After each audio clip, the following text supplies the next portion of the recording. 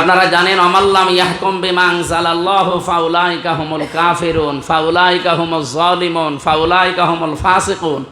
যারা আল্লাহর বিধান দিয়ে দুনিয়াতে বিচার ফায়সালা করে না তারা আল্লাহর কাছে কাফের, ফাসিক, জালেম। 54 বছরে আল্লাহর বিধান দিয়ে দেশ চলেছে।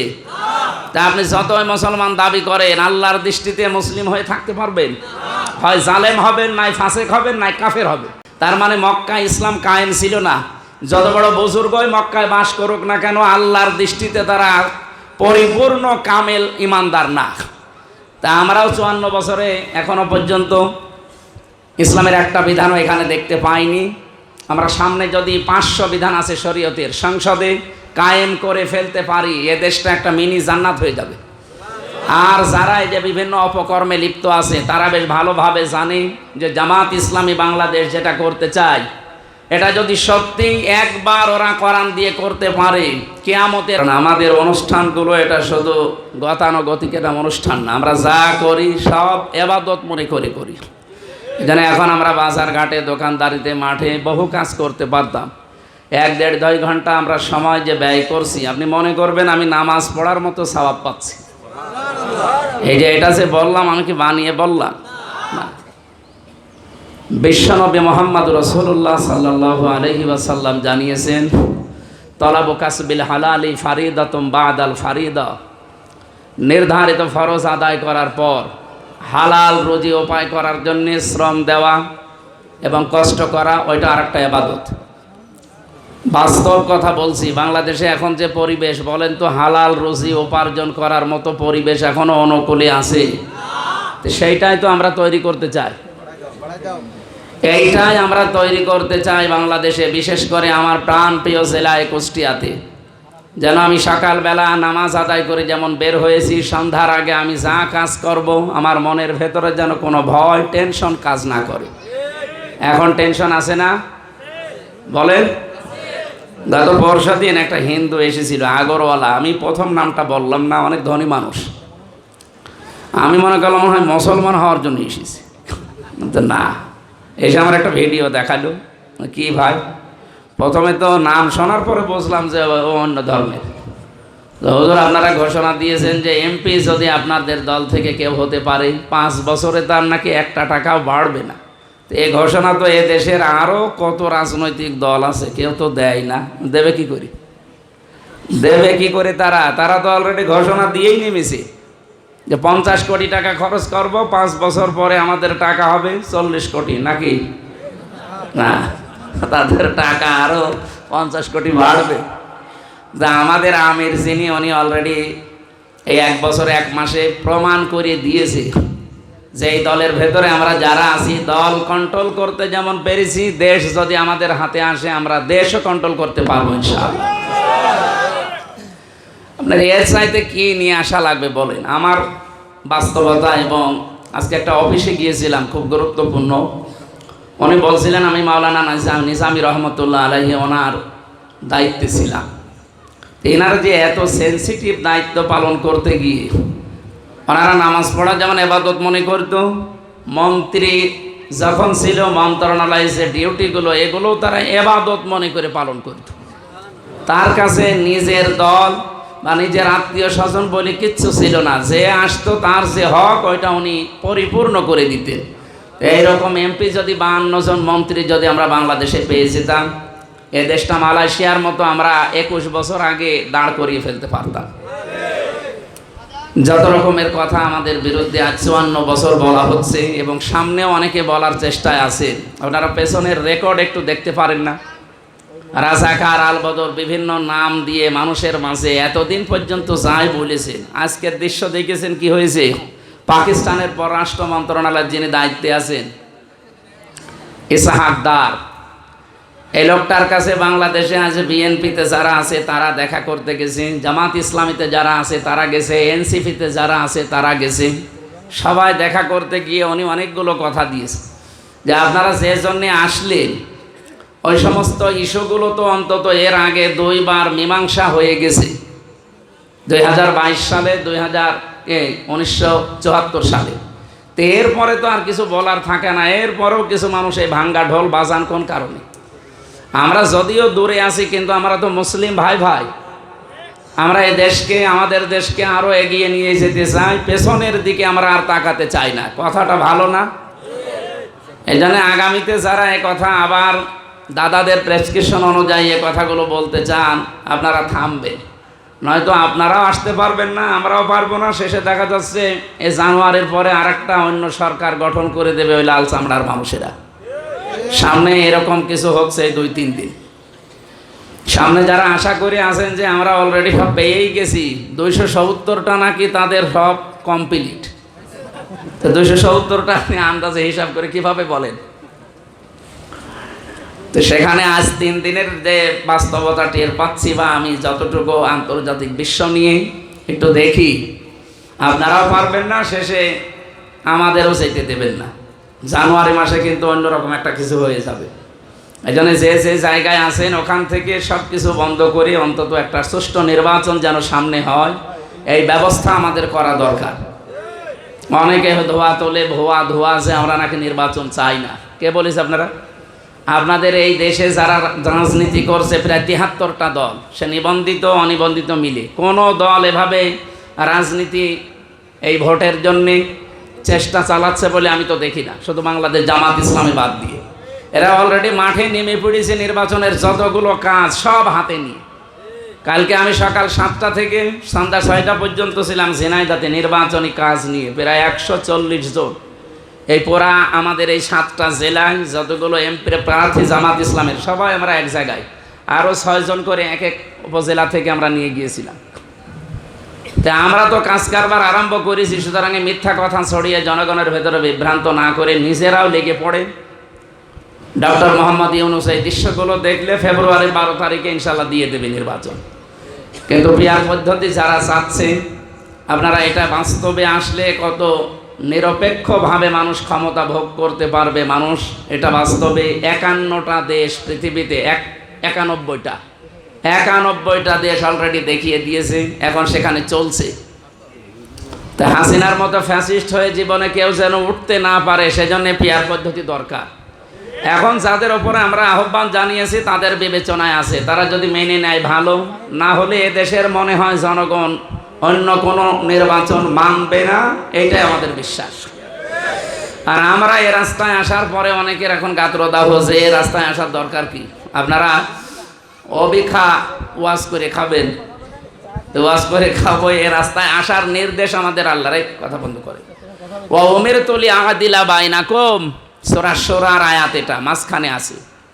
আল্লাহ তাআলা বলেন ওয়া উমিরতু লিআদিলা বাইনাকুম, হে নবী আমি আপনাকে আদেশ দিয়েছি যে দুনিয়ায় ন্যায় বিচার কায়েম করবেন। বলেন তো, ন্যায় বিচার যারা কায়েম করে তারা কি রাস্তায় বসে থাকে? কোথায় থাকে? চেয়ারে। সে চেয়ারগুলোই যদি আমরা না পাই, তো ন্যায় বিচার কায়েম কি শুধু ওয়াজের দ্বারা হবে? তো ওই জায়গা মতো যাওয়া লাগবে না? ওখানে যাওয়ার জন্যে এই সিস্টেমগুলোতে এখন আসা। আমাদের নিজেদের আল্লাহর কসম কোনো লাভ নেই। বাংলাদেশে জামাত ইসলামী থেকে 300 এমপির 300 যদি পাশ করে নেই, আরও তাদের কষ্ট। আর এই কষ্টটা করছে শুধুমাত্র ন্যায় বিচার কায়েম করার স্বার্থে, ইবাদত মনে করি। তাছাড়া আল্লাহ আমাকে যা দিয়েছি, আমার যতটুকু আছে, জীবনে কিচ্ছু করা লাগতো না, শুধু বসে ভাড়া দিয়ে খেলে আমি চলে যেতে পারতাম।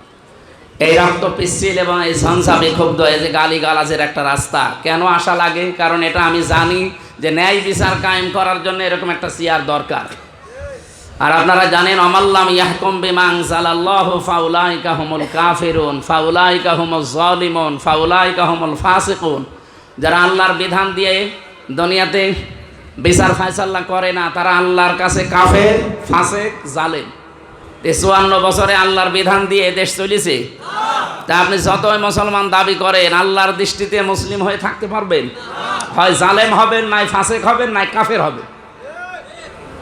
এই জন্য মদিনাতে যতগুলো সূরা নাজিল হয়েছে সব আছে ইয়া আইয়ুহাল্লাযিনা আমানু, হে ঈমানদারেরা। আর মক্কায় যত নাজিল হয়েছে ইয়া আইয়ুহান নাস, হে মানব মণ্ডলী। তার মানে মক্কায় ইসলাম কায়েম ছিল না। যত বড় বুজুর্গই মক্কায় বাস করুক না কেন, আল্লাহর দৃষ্টিতে তারা পরিপূর্ণ কামেল ঈমানদার না। তা আমরাও 54 বছরে এখনো পর্যন্ত ইসলামের একটা বিধানও এখানে দেখতে পাইনি। আমরা সামনে যদি 500 বিধান আছে শরীয়তের, সংসদে কায়েম করে ফেলতে পারি, এ দেশটা একটা মিনি জান্নাত হয়ে যাবে। আর যারা এই যে বিভিন্ন অপকর্মে লিপ্ত আছে তারা বেশ ভালোভাবে জানে যে জামাত ইসলামী বাংলাদেশ যেটা করতে চায়, এটা যদি সত্যি একবার ওরা কোরআন দিয়ে করতে পারে, কিয়ামতের আগে এই দেশ থেকে কোরআন এবং ইসলামকে কেউ সংসদ থেকে নামাতে পারবে না। হযরত ওমরের ঘটনা পড়েছি সারা জীবন, কিন্তু বাস্তবে এখন আমরা দেখিনি। হযরত ওমর ইবনে আব্দুল আজিজ রহমতুল্লাহ আলাইহির ঘটনা পড়েছি, কিন্তু দেখিনি। ওই দৃশ্য বাংলাদেশ এবার দেখবে ইনশাআল্লাহ। এটা প্রমাণ হয়ে গেছে অলরেডি, যারা দায়িত্বে আছে তারা।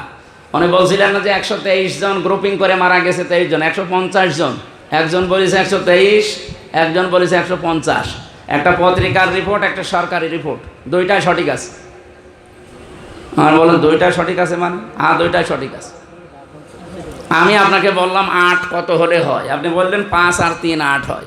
ওনারে বললাম কত হলে 8 হয়, উনি বলছে 4 আর 4 8 হয়। দুইটাই কি ভুল আছে? আমার 8 দরকার। তোমার পত্রিকার 2 রিপোর্ট 2 রকম দিয়েছে। একটা সরকারি রিপোর্ট আছে 150 মানুষ, তারা সরকারি রিপোর্ট হচ্ছে 123 জন, পত্রিকার রিপোর্ট 150 জন। যারা নিজেদের স্বার্থে নিজেদের ভেতরে মারামারি করে, আজকেও মারামারি হয়েছে ব্রাহ্মণবাড়িয়ায়, আমি নাম নিলাম না ভদ্র মহিলার।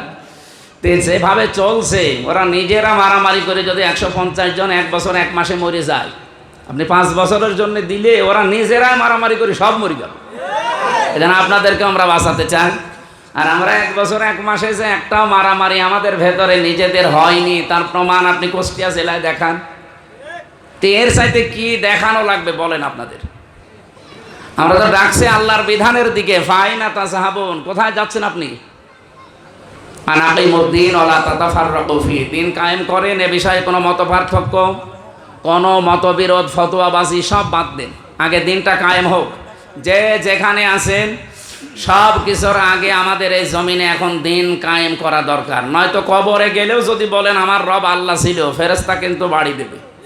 রব আল্লাহ ছিল মানে রবের একটা বিধান চলেছে বাংলাদেশে, কিসের রব আল্লাহ ছিল বলো?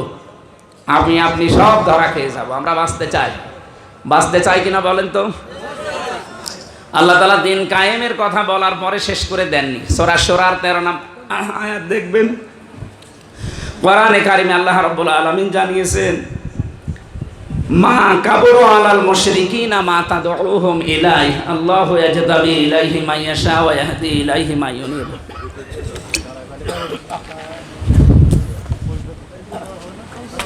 হে নবী, আপনি যেদিকে মানুষকে ডাকেন আল্লাহর বিধান কায়েমের জন্য, সবাই আপনার ডাকে সাড়া দেবে, কিন্তু মুশরিকরা সাড়া দেবে না।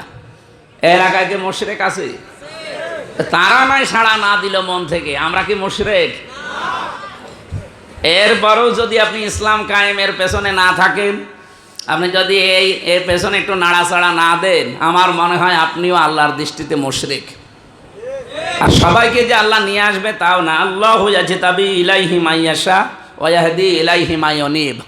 দিন কায়েমের পথে বাংলাদেশ জামাত ইসলামী যেহেতু এখন দিন কায়েমের দিকে সর্বাগ্যে, অন্য যত দল আছে কাউকে দেশ এখন হাতে তুলে দিলে চালাতে পারবে না। ইউনিয়ন থেকে শুরু করে আন্তর্জাতিক মহল পর্যন্ত চালানোর সব জায়গায় যোগ্যতা সম্পন্ন এবং সব নিরপেক্ষ মানুষ তৈরি করে ফেলেছে অলরেডি বাংলাদেশ জামাত ইসলামী। আপনি একেবারে ইউনিয়নের মেম্বার থেকে আন্তর্জাতিক মহল পর্যন্ত চালাতে বলেন, প্রত্যেকটা জায়গায় সৎ এবং যোগ্য মানুষ আছে তাদের। তো অন্য যারা কাজ করছে তারা কি পারবে বলেন? আপনি নিজের নিরপেক্ষ দৃষ্টি দিয়ে বলেন। ইবনে ওমর থেকে বর্ণিত একটা হাদিস পড়ছিলাম আজকে আসার সময়, ফাত্তাবিউস সিওয়াদাল আযম। নবীজি বলেন, যারা ইসলাম কায়েমে অগ্রণী ভূমিকায় কাছাকাছি, যাদের দ্বারা তাড়াতাড়ি ইসলাম কায়েম হবে বলে তোমার দৃষ্টিতে মনে হয়, তোমাদের দায়িত্ব হচ্ছে তাদেরকে ইত্তেবা করা, অনুসরণ করা, পেছনে থাকা। তো বাংলাদেশে এখন 73টা দল। আমার দৃষ্টিতে কোরআন হাদিস পড়ে সারা দেশে ঘুরে আমি দেখলাম এই দেশ ইসলাম দিয়ে চালাতে পারে শুধুমাত্র এখন সব জায়গায় যোগ্য লোক আছে জামাত ইসলামী। নবীর নির্দেশও মানছেন না, আল্লাহর নির্দেশও মানবেন না, আপনি মানবেন কার কথা? চাচার কথা? চাচা তো মরে গেছে। চাচা মরে যায়নি? কোন চাচা? হ্যাঁ, চাচার পতন হয়েছিল একবার, খালেদা জিয়ারও একবার পতন হয়েছে। কয়দিন পরে? মাত্র 18 দিন। আর এই যে কয়েকদিন আগে যেটা পতন হয়ে গেল, 1 বছর 1 মাস আগে, তো পতন তো প্রত্যেকেরই দেখলাম। এ মানুষগুলো চ্যাম্পিয়ন হয়ে হয়ে মানুষের অধিকার নষ্ট করে করে পতন হয়েছে। আমরা এবার ইসলামকে যদি জায়গা মতো নিয়ে যেতে পারি, কিয়ামতের আগে ইসলামের কোনো পতন, সবাই বলেন ইসলামের পতন হবে যেন। আল্লাহ সবাইকে কবুল করবে, বিষয়টা এমন না আপনি যদি আসতে না পারেন আপনি মনে করবেন যে আপনি ব্যর্থ। এখন বাড়িতে যেয়ে যদি দেখেন স্ত্রীকে সালাম দিলেন, আপনার বউ আপনাকে গালি দিচ্ছে, কুকুরের বাচ্চা, শুকুরের বাচ্চা, ভালো লাগবে? আপনার রাগ হবে? না না, আপনি জ্ঞানী মানুষ হলে রাগ করতে পারেন। আপনি চিন্তা করবেন এটা শিক্ষিতা বউ, এটা ভদ্র এবং ধার্মিক পরিবার থেকে নিয়ে আসায় বউ, এ তো গালি দেওয়ার কথা না, অবশ্যই এটা জিনে ধরিস, এটা মনে হবে না? জ্ঞানী মানুষ হলে আপনি এটাই মনে করবেন। তো এত দলিল দিয়ে এত বাস্তবতা বাংলাদেশে দেখালাম যে 1 বছর 1 মাসে আপনি সব দেখে বেড়ান, সব দেখার পরও যদি দিনের পথে আসতে না পারেন, বিভিন্ন কানা ঘোষা মিথ্যা কথা শোনার পর আপনি মনে করবেন আপনাকে শয়তানে দখল করে ফেলেছে। এই জন্য আল্লাহ ইয়াজতাবি ইলাইহি মাইয়াশা, আল্লাহ বলেন আমি সবাইকে আমার দিনের জন্য কবুল করব না, যাকে আমি পছন্দ করি। এবং যে লোকটা মাইয়াশা ওয়া ইয়াহদি ইলাইহি মাইয়ুনিব, যে আমার দিকে মন থেকে ফিরে আসতে চায়, তাকে দিয়ে আমি আমার দিনের কাজে লাগাবো।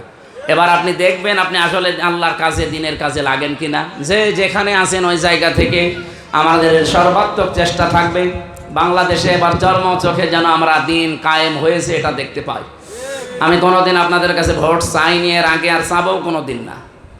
এদেশে আমার চাইতে এই যায় আসনে আরও যারা দাঁড়াবে, আরও মনে হয় 8-9 জন আছে। সর্ব সাফল্যের যোগ্য যে লোকটা মনে হয় দুর্নীতি করবে না, মনে হয় আপনি তাকে তার এই ভোটের আমানতটা দেবেন।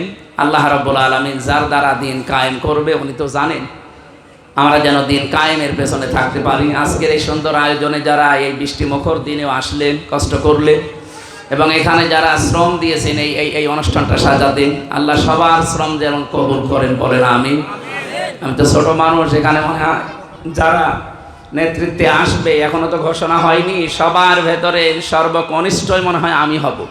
আমি যে যাদের নাম দেখছি সব আমার বাবার বয়সী, বড় ভাই বয়সী, দাদার বয়সী, আমি ছোট হব।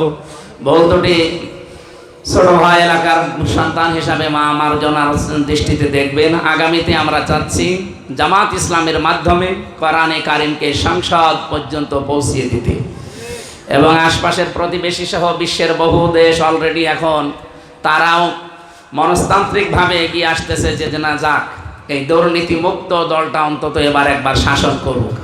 আল্লাহ আমাদেরকে চর্মচোখে এটা দেখার তৌফিক দিন, আমিন। আজকের মতো আপনাদের কাছে দোয়া করে দোয়া চেয়ে বিদায় নিচ্ছি। আসসালামু আলাইকুম ওয়া রাহমাতুল্লাহ। এতে প্রমাণ হয় যে আগামী নির্বাচন অবশ্যই আমরা যদি একটু পরিশ্রম করি, আমরা যদি দুর্বার গতিতে জনসমর্থন গড়ে তুলতে পারি, আগামী নির্বাচনে জামাত ইসলামী ক্ষমতায় যাবে ইনশাআল্লাহ। সম্মানিত উপস্থিতি, আমি অনেক অতিথি আছে, আমি লম্বা আলোচনা করব না। আমি শুধু এতটুকুই বলতে চাই, অনেকে দেখেছেন দুর্নীতিমুক্ত দেশ যদি করতে হয়, আমির জামাতের কথা ছিল দুর্নীতি আমরা করব না, দুর্নীতি করতে দেব না। কি আমরা দুর্নীতি করব? আমাদের মন্ত্রীরা দুর্নীতিমুক্ত, আমাদের দায়িত্বশীলেরা দুর্নীতিমুক্ত, আমাদের অফিসারেরা দুর্নীতিমুক্ত। কাজেই এই দেশ যদি দুর্নীতিতে, গোটা পৃথিবী আমিরে জামাতকে জানিয়েছে, আপনারা যদি বাংলাদেশে দুর্নীতি বন্ধ করতে পারেন তাহলে আপনাদের যে শ্রমিক আছে, যে শ্রমিকরা আজকে সিঙ্গাপুর বিশ্বের মাথায় মাথা উঁচু করে দাঁড়িয়েছে, মালয়েশিয়া দাঁড়িয়েছে, চীন দাঁড়িয়েছে, অতি তাড়াতাড়ি দুর্নীতি বন্ধ করতে পারলে বাংলাদেশ পৃথিবীর শ্রেষ্ঠ দেশে পরিণত হবে ইনশাআল্লাহ। আমি আপনাদের কাছে আর কথা না রেখে, যদি দুর্নীতি বন্ধ করতে হয় তাহলে দুর্নীতিমুক্ত লোককেই আনতে হবে। আল্লাহ সুবহানাহু ওয়া তাআলা আমাদের সকলকে দুর্বার গতিতে যার আত্মীয় স্বজন যেখানে আছে সেখানে যেই কাজ করার তৌফিক দান করুক, আমিন। ওয়া মা তৌফিক ইল্লা বিল্লাহ। আসসালামু আলাইকুম ওয়া রাহমাতুল্লাহি ওয়া বারাকাতুহু। ধন্যবাদ অধ্যাপক হাফেজ মাওলানা জুলফিকার আলী ভাইকে। এ পর্যায়ে বক্তব্য নিয়ে আসছেন কুষ্টিয়া জেলা শাখার সুরাও কর্ম পরিষদ সদস্য, সাবেক কুষ্টিয়া সদরের আমির হামিদুল ইসলাম বোরহান ভাই, আমি ভাইকে বক্তব্য দেওয়ার জন্য অনুরোধ করছি। 5 মিনিট ভাই। আসসালামু আলাইকুম ওয়া রাহমাতুল্লাহি ওয়া বারাকাতুহু। আলহামদুলিল্লাহি রাব্বিল আলামিন ওয়া সলাতু ওয়া সালামু আলা আশরাফিল আমবিয়া ওয়াল মুরসালিন নবিয়ানা মুহাম্মদ ওয়া আলা আলিহি ওয়া আসহাবিহি আজমাইন। বাংলাদেশ জামাত ইসলামী ইবি থানা কর্তৃক আয়োজিত, ইবি থানার উজান গ্রাম কর্তৃক আয়োজিত আজকের এই কর্মী এবং সুধী সমাবেশের সম্মানিত পরিচালক, উপস্থিত আছেন আমাদের শ্রদ্ধাভাজন মেহমান বাংলাদেশ জামাত ইসলামী কুষ্টিয়া জেলা শাখার সম্মানিত সেক্রেটারি জনাব সুজাউদ্দিন জর্দার ভাই, উপস্থিত আছেন আজকের সকলের মধ্যমণি বাংলাদেশ সহ সারা পৃথিবীর সকলের আকাঙ্ক্ষিত উজ্জ্বল নক্ষত্র কোরআনের রাজ প্রতিষ্ঠার অগ্রণী সৈনিক মুফতি আমির হামজা ভাই, উপস্থিত আছেন জেলা শাখার বিভিন্ন স্তরের নেতৃবৃন্দ, উপজেলা থানা দায়িত্বশীল বৃন্দ, আমার সামনে বসা ইসলামী আন্দোলনের নিমিত্ত আমার সাথী ভাইয়েরা, আসসালামু আলাইকুম ওয়া রাহমাতুল্লাহি ওয়া বারাকাতুহু। ডিস্টার্ব করতে লাভ নাই, বন্ধ করেন, ছাড়েন। আলহামদুলিল্লাহ, আজকের উপস্থিতি বিগত 16 বছরের এক উজ্জ্বল সিদ্ধান্তের একটি আশানুর, কারণ এই মাঠে গত 16 বছর আগে 10 জন মানুষের উপস্থিত করা খুবই কঠিন ছিল। আগামীতে ইনশাল্লাহ এখানে 10,000 লোকের মিটিং হবে, কিন্তু কোনো সমস্যা থাকবে না। ভাইরা আমার, এই মিটিং, এই জনশক্তি আল্লাহ পাক আমাদেরকে যে সুযোগ করে দিয়েছেন, এই সুযোগ বাংলাদেশে ইসলাম প্রতিষ্ঠার জন্য এক উজ্জ্বল আশা নিঃসংকেত। ভাইরা আমার, বাংলাদেশের আপামর জনসাধারণের প্রাণের আকুতি অনেক সরকার দেখেছে, অনেক দল পার্টি দেখেছে, বাংলাদেশ জামাত ইসলামীকে তারা দেখে নাই। এই জন্য তাদের সিদ্ধান্ত, আগামী নির্বাচন, আগামী পার্লামেন্টে বাংলাদেশ জামাত ইসলামী তাদের সংখ্যাগরিষ্ঠতা নিয়ে আগামী পার্লামেন্ট গঠন করবে। আসেন, আমরা দলমত নির্বিশেষে, ধর্ম বর্ণ নির্বিশেষে আমরা স্লোগান দেই, আমরা সামনে এগিয়ে যাই। হিন্দু মুসলিম ভাই ভাই জামাত ইসলামী বিজয় চায়, হিন্দু মুসলিম ভাই ভাই জামাত ইসলামী বিজয় চায়। বাংলাদেশের জনগণ সকলে চায় জামাত ইসলামীর এই কোরআনের রাজ, সৎলোকের শাসন, আল্লাহর আইন আর কোরআনের, আল্লাহর আইন আর কোরআনের সৎলোকের শাসন, এটাই একমাত্র জামাত ইসলামীর লক্ষ্য। যে লক্ষ্যে এদেশের আপামর জনসাধারণ তাদের ন্যায্য অধিকার ফিরিয়ে পাবে। ভাইরা আমার, আর বক্তৃতা দিয়ে চাচ্ছি না, আরো অন্যান্য ভাইয়েরা আছেন, তাদের কাছে মূল্যবান কথা শুনবেন। আমি ছোট্ট করে যে আহ্বানটা জানাতে চাই, আমাদের সামনে খুবই অল্প সময়, এই অল্প সময়ের মধ্যে 100 ভাগ মানুষের কাছে জামাত ইসলামের দাওয়াত পৌঁছাতে হবে, প্রতিটা ঘরে ঘরে এবং প্রতিটা জনে জনে। এই আহ্বান রেখে আমি আমার কথা এখানে শেষ করছি। আসসালামু আলাইকুম ওয়া রাহমাতুল্লাহি ওয়া বারাকাতুহু। ধন্যবাদ হামিদুল ইসলাম ভাইকে।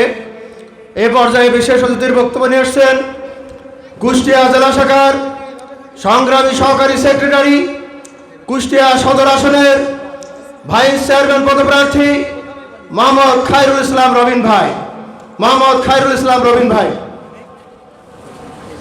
নারায়ে তাকবীর, নারায়ে তাকবীর, আল্লাহু আকবার। আল কোরআনের আলো, সংসদে চালো, আল কোরআনের আলো। আউযু বিল্লাহি মিনাশ শাইতানির রাজিম। বিসমিল্লাহির রহমানির রহিম। রব্বি জিদনি ইলমা, রব্বি ইশরাহ লি সাদরি ওয়াইসির লি আমরি ওয়াহলুল উকদাতাম মিন লিসানি ইয়াফকাহু কওলি। আলহামদুলিল্লাহ, আল্লাহর কাছে লাখো কোটি শুকরিয়া আদায় করছি। আল্লাহ রাব্বুল আলামিন আমাদেরকে তার একটি ইবাদত আসরের নামাজ আদায় করার পর আমরা কর্মী ও সুধী সমাবেশে আসতে পেরেছি। এই জন্য মহান মনিবীয় দরবারে শুকরিয়া আদায় করি, আলহামদুলিল্লাহ। উজান গ্রাম ইউনিয়ন কর্তৃক আয়োজিত আজকের প্রোগ্রামের সম্মানিত প্রধান মেহমান, বাংলাদেশ জামাত ইসলামী কুষ্টিয়া জেলা শাখার সম্মানিত সেক্রেটারি অধ্যাপক সুজাউদ্দিন জর্দার, প্রধান আলোচক বিশিষ্ট মুফাসসিরে কোরআন, সদর আসনের সম্মানিত এমপি প্রার্থী একান্ত প্রিয় ভাই মৌলানা মুফতি আমির হামজা, জেলা নেতৃবৃন্দ, উপজেলা নেতৃবৃন্দ, ইউনিয়ন নেতৃবৃন্দ, সকল স্তরের কর্মী এবং সুধী ভাইরা, আসসালামু আলাইকুম রহমতুল্লাহ বরকাত। আল্লাহ শুকরিয়া আদায় করে শেষ করা যাবে না, যে কারণেই আপনারা জানেন 15.5 বছরে আমাদের কথা বলার কোনো সুযোগ দেওয়া হয় নাই, আমাদেরকে বাক স্বাধীনতা দেওয়া হয়েছিল না, আমাদেরকে জেল এবং নির্যাতনের মাধ্যমে সার্বক্ষণিক সর্ব অবস্থায় ঘর ছাড়ার মাধ্যমে আমাদেরকে উপরে নির্যাতন করা হতো। এজন্যই আল্লাহর শুকরিয়া সবসময় আদায় করা দরকার। একটি পরিবেশের মাধ্যমে এখন আজকে আমরা কথা বলতে পারছি, মানুষের কাছে যেতে পারছি। সম্মানিত উপস্থিতি, বাংলাদেশ জামাত ইসলামী কেন এই প্রোগ্রামে আয়োজন করা, যদি খেয়াল করতে পারি যে আমরা মানুষের কাছে 15.5 বছর ধরে দাওয়াতি কাজ করতে পারি নাই, মানুষের কাছে ইসলামিক কথা বলতে পারি নাই, মানুষের কাছে কোরআনের দাওয়াত দিতে পারি নাই, আমাদের পথকে রুদ্ধ করে দিয়েছিল। এই প্রোগ্রামের মাধ্যমে আজকে মানুষদেরকে আমরা কোরআন এবং হাদিস দ্বারা সচেতন করতে চাই, এই সমাজটাকে সচেতন করতে চাই, যা এই প্রোগ্রামের মাধ্যমে আমাদের সেই বাস্তবায়ন করা সম্ভব হয়। সম্মানিত উপস্থিতি, আপনারা ইতিমধ্যে দেখেছেন বিগত 5ই আগস্টের আগে একটি কথা আওয়ামী লীগ খুব বেশি বেশি করে বলতো, সেটা হচ্ছে মৌলবাদ। এই মৌলবাদ ভাষাটা তারা ব্যবহার করে 15.5 বছর ধরে বাংলাদেশে আলেম ওলামা, বাংলাদেশে ইসলামপন্থী যারা কোরআনকে ভালোবাসে তাদের উপর কিভাবে নির্যাতন করেছিল। 5ই আগস্টের পর ঠিক একইভাবে একটি দলের নেতা সে মৌলবাদ শব্দ ব্যবহার করে তারা বাংলাদেশকে অরাজকতা সৃষ্টি করতে চায় এবং ইসলামকে তারা বাধাগ্রস্ত করতে চায়। আলেম ওলামাদেরকে তারা ঠিক আওয়ামী লীগ স্টাইলে তাদের উপর নির্যাতন করতে চায়। আমরা হুঁশিয়ার উচ্চারণ করে দিতে চাই, এই মৌলবাদী ভাষা দিয়ে বাংলাদেশে কোনো রাজনীতি আর চলবে না। যারা এই বাংলাদেশের রাজনীতি করতে চায় এই মৌলবাদ শব্দ ব্যবহার করা থেকে তাদেরকে আমরা হুঁশিয়ার করতে চাই। সম্মানিত উপস্থিতি, আপনারা দেখেছেন 5ই আগস্টের আগে যেভাবে বাংলাদেশের সন্ত্রাস এবং চাঁদাবাজ রাজত্ব কায়েম করেছিল আওয়ামী লীগ, ঠিক একইভাবে একটি বছর পার হয়ে গেল, একই রকম চাঁদাবাজ এবং সন্ত্রাসী চলছে। এই সন্ত্রাসী এবং চাঁদাবাজ এখনো পর্যন্ত বিলুপ্ত হয় নাই। যারা জীবন দিয়েছে এই সুন্দর বাংলাদেশ গড়ার জন্য, কি তাদের সে জীবন যে কারোর উদ্দেশ্য করে দেওয়া হয়েছে, সে উদ্দেশ্যে এখন সফলতা আসে নাই। চাঁদাবাজির মাধ্যমে এখনো দেশে মানুষ ব্যবসা বাণিজ্য এগুলো করতে পারছে না। তা আমরা হুঁশিয়ারি করে দিতে চাই, এই চাঁদাবাজির ঠাঁই বাংলাদেশে হবে না, এই সন্ত্রাসীর ঠাঁই বাংলাদেশে হবে না। আপনারা দেখেছেন 1 বছরেই 5ই আগস্টের পর থেকে এখন পর্যন্ত 1 বছরেই একটি দলের তারা সন্ত্রাসী এবং দলীয় কন্দলে 123 জন ভাইকে তারা হত্যা করেছে, দলীয় কন্দল এবং সন্ত্রাসী কায়দায়। আপনারা দেখেছেন কিভাবে পাথর দিয়ে মানুষ হত্যা করেছে। সম্মানিত উপস্থিতি, আমাদেরকে সাবধান থাকতে হবে, যে দল সন্ত্রাসী এবং চাঁদাবাজ, যে দলের প্রধান অস্ত্র, সে দল অবশ্যই সে দলকে বয়কট করা উচিত। বাংলাদেশের চাঁদাবাজ এবং সন্ত্রাস মুক্ত একটা দেশ উপহার দিতে চাই। সম্মানিত উপস্থিতি, আমাদেরকে খেয়াল করতে হবে বাংলাদেশ জামাত ইসলামী কি চাই। বাংলাদেশ জামাত ইসলামী চাই একটি সুন্দর ন্যায় ইনসাফ ভিত্তিক সমাজ প্রতিষ্ঠা যোগ্য লোকের মাধ্যমে। আপনারা দেখেছেন যতগুলো এমপি বাংলাদেশে জামাত ইসলামী প্রতি নির্বাচনের মাধ্যমে যারা এমপি নির্বাচিত হয়েছিল, তারা কিভাবে দেশকে সুন্দর একটি উপহার দিয়েছে। ঠিক একই রকম 2026 সালের নির্বাচনে যদি জামাত ইসলামী যে ব্যক্তিগুলো আপনারা নির্বাচিত করবেন, পূর্বে যারা এভাবে দায়িত্ব পালন করেছে এমপি হিসাবে, ঠিক একই রকম দায়িত্ব তারা পালন করবে। সম্ভবত আমরা কি চাঁদাবাজ মুক্ত একটি দেশ উপহার দিতে চাই, তাহলে অবশ্যই জামাত ইসলামকে আপনারা সমর্থন করা দরকার। জামাত ইসলামের সন্ত্রাস এবং চাঁদাবাজ মুক্ত দেশ উপহার দিতে চাই। আপনারা দেখেছেন একটি বছরে এ পর্যন্ত কেউ বলতে পারবে না যে জামাত ইসলামী একজন ব্যক্তি চাঁদাবাজি করেছে, জামাত ইসলামী একজন ব্যক্তি সন্ত্রাসী করেছে। তা আমরা উদাত্ত আহ্বান জানাতে চাই, সন্ত্রাস মুক্ত এবং চাঁদাবাজ মুক্ত, দুর্নীতি মুক্ত একটি সমাজ প্রতিষ্ঠা করার জন্য বাংলাদেশ জামাত ইসলামী হাতকে শক্তিশালী করুন। বাংলাদেশ জামাত ইসলামীকে জয়যুক্ত করে যাতে আগামী 26 সালের নির্বাচনের মাধ্যমে পার্লামেন্ট গঠন করতে পারি এই উদাত্ত আহ্বান জানিয়ে আমি আমার সংক্ষিপ্ত আলোচনা এখানে শেষ করছি। আসসালামু আলাইকুম রহমতুল্লাহ বরকাতুহ। ধন্যবাদ ভাই খায়রুল ইসলাম রবিনকে তার মূল্যবান বক্তব্য দেওয়ার জন্য। সম্মানিত উপস্থিতি, এ পর্যায়ে প্রধান অতিথির বক্তব্য নিয়ে আসছেন আজকের এই প্রোগ্রামের সম্মানিত প্রধান অতিথি কুষ্টিয়া জেলা শাখার সংগ্রামী সেক্রেটারি, কুষ্টিয়া সদর উপজেলার চেয়ারম্যান পদপ্রার্থী, অত্র এলাকার নয়নের মণি, এবি থানার কৃতি সন্তান অধ্যাপক সুজাউদ্দিন জওদার ভাই। এ পর্যায়ে বক্তব্য রাখছেন অধ্যাপক সুজাউদ্দিন জওদার ভাই।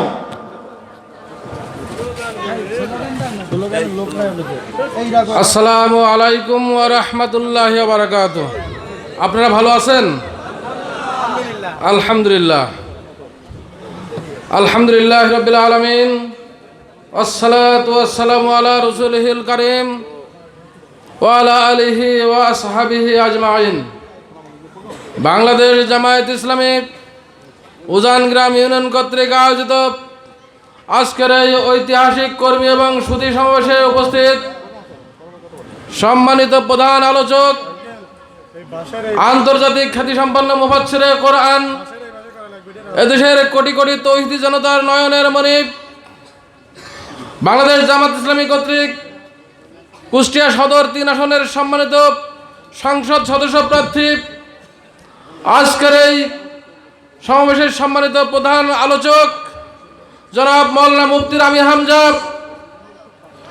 মঞ্চে উপবিষ্ট বাংলাদেশ জামায়াত ইসলামীর কুষ্টিয়া জেলা শাখার সম্মানিত সহকারী সেক্রেটারি, সম্মানিত আজকের এই সমাবেশের সভাপতি সহ অন্যান্য নেতৃবৃন্দ, উজান গ্রাম ইউনিয়নের বিভিন্ন অঞ্চল থেকে আগত জনগণের একাংশ, আইন শৃঙ্খলায় নিয়োজিত পুলিশ প্রশাসনের বন্ধুরা, জাতির জাগ্রত বিবেক সাংবাদিক বন্ধুগণ, দুর্বাসারা বাজারের সর্বস্তরের ব্যবসায়ী পেশাজীবী ভাইরা, বাংলাদেশ জামাত ইসলামের পক্ষ থেকে আপনাদের সবাইকে জানাই সংগ্রামী সালাম এবং অভিনন্দন। সংগ্রামী ভাইরা, 5 আগস্টে জাতীয় মুক্তির পর আমরা আশা করেছিলাম দেশ ভালো হবে, দেশ উন্নয়নের দিকে এগিয়ে যাবে, দেশের মানুষ শান্তি পাবে, দেশের মানুষ মুক্তি পাবে। এই লক্ষ্য নিয়ে বাংলাদেশ জামাত ইসলামী একটি জাতির যুদ্ধ বিধ্বস্ত মতো অবস্থা, সেই অবস্থায় 2 সহস্রাধিক শহীদ পরিবারের সাহায্যে এগিয়ে এসেছে। হাজার হাজার আহত ভাইদের চিকিৎসার জন্য সুব্যবস্থা করার চেষ্টা করেছে। প্রত্যেকটি শহীদ পরিবারে 2 লক্ষাধিক করে টাকা দিয়ে তাদেরকে পুনর্বাসন করার চেষ্টা করা হয়েছে। শহীদদের স্মৃতি সংরক্ষণের জন্য ইতিহাস তৈরি করেছে। এই আন্দোলনকে স্বীকৃতি দেওয়ার জন্য, দেশের একটি ঐতিহাসিক একটি পটভূমি রচনা করার জন্য বাংলাদেশ জামাত ইসলামী এই উদ্যোগ গ্রহণ করা শুরু করেছিল। আমরা আশা করেছিলাম আমাদের যারা রাজনৈতিক বন্ধু ছিল তারাও এই কাজে সহযোগিতা করবে, কিন্তু আমরা বিস্ময়ের সাথে লক্ষ্য করলাম ফ্যাসিস্ট সরকার সদল বলে পালিয়ে যাওয়ার পর একটি বড় দল তারা নিজেরা এই দেশে লুটপাটে ব্যস্ত হয়ে পড়ল। দেশের হাট বাজার মাঠ ঘাট সর্ব জায়গায় চাঁদাবাজি থেকে শুরু করে তাদের নিজেদের দলীয় কোন্দল সহ এ পর্যন্ত প্রায় 1.5 শতাধিক তারা নিজেরাই তো নিজেদেরকে হত্যা করেছে।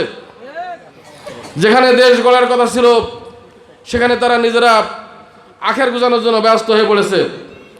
আমরা সেই শক্তির মাধ্যমে বিগত ফ্যাসিস্ট সরকারের আচরণের বহিঃপ্রকাশ আমরা লক্ষ্য করছি। এটি জাতির জন্য একটি অশনি সংকেত। এই জন্য আপনাদের হুঁশিয়ার থাকতে হবে, আপনাদের সাবধান থাকতে হবে। আমরা দেশকে আর পিছনের দিকে ফিরে যেতে চাই না।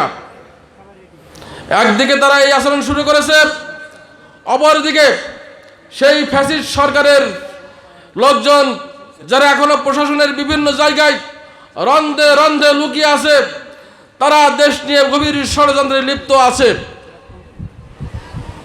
আবার মাঝে মাঝে খবর প্রকাশ হচ্ছে আপা ফিরে আসছে, আপা ফিরে আসছে। আমি কয়েকদিন আগে একজন আপার অনুসারী একজন জেলখানা থেকে বের হয়েছে, তার মুখ থেকে একজন শুনেছে, আমি তার কাছ থেকে শুনলাম।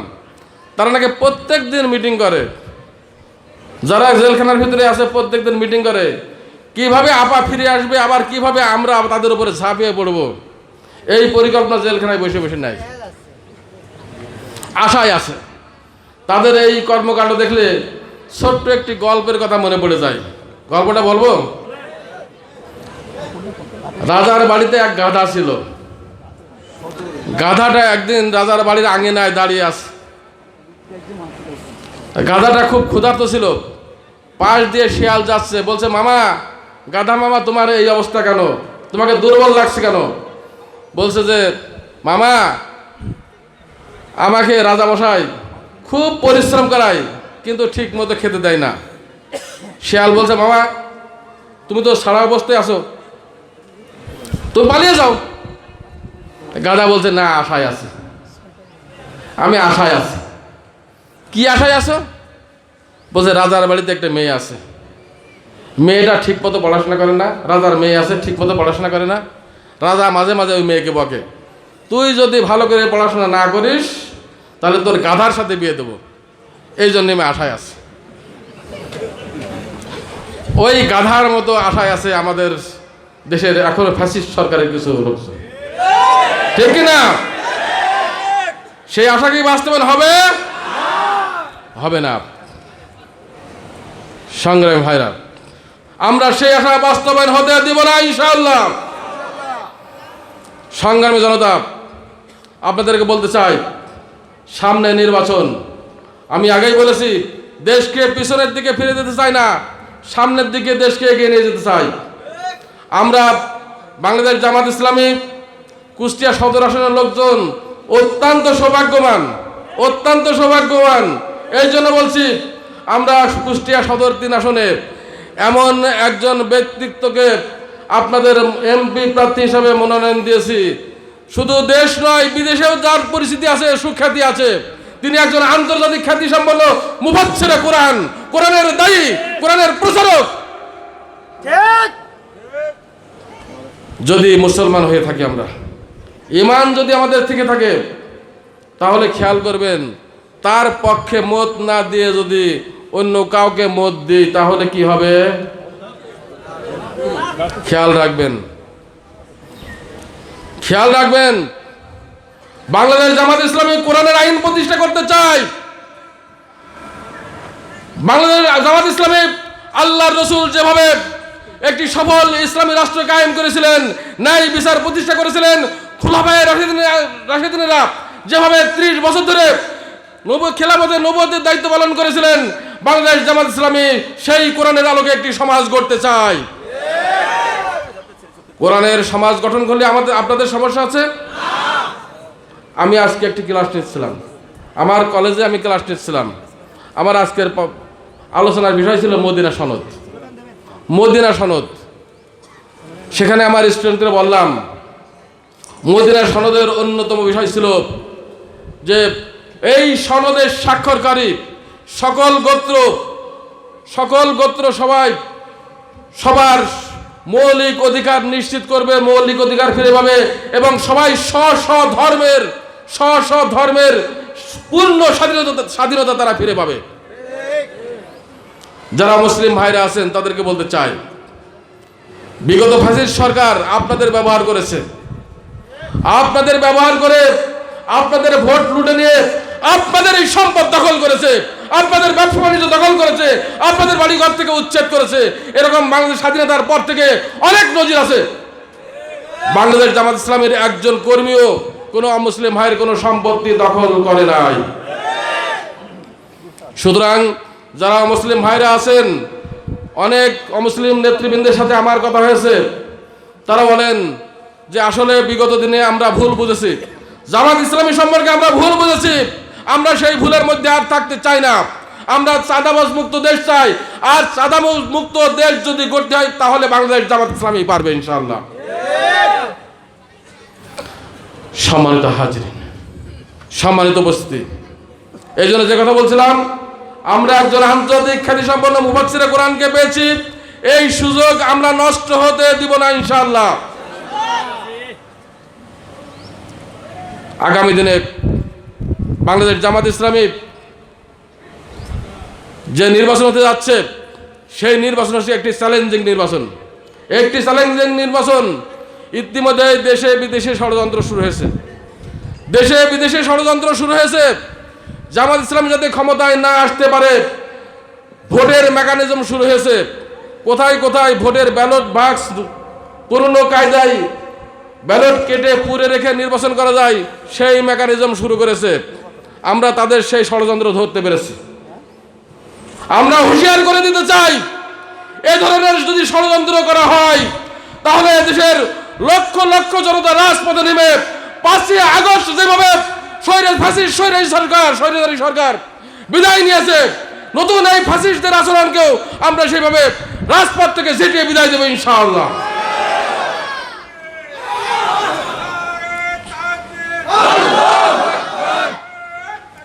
সংগ্রামী হাজির, সংগ্রামী উপস্থিতি, এই জন্য বলতে চাই, আপনারা সচেতন থাকুন, আপনার চোখ কান খুলে রাখুন।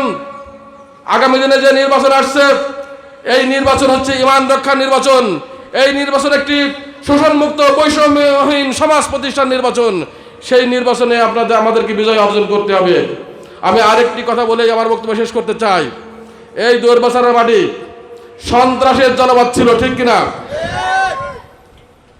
বিগত 5ই আগস্টের পরে আমি শুনেছি একটি সন্ত্রাসী বাহিনী এখানে সন্ত্রাসের রাজত্ব কায়েম করে চাঁদাবাজি করে এই দূরবাসারা ইউনিয়নের হাজার হাজার গ্রামবাসীকে জিম্মি করে রেখেছিল।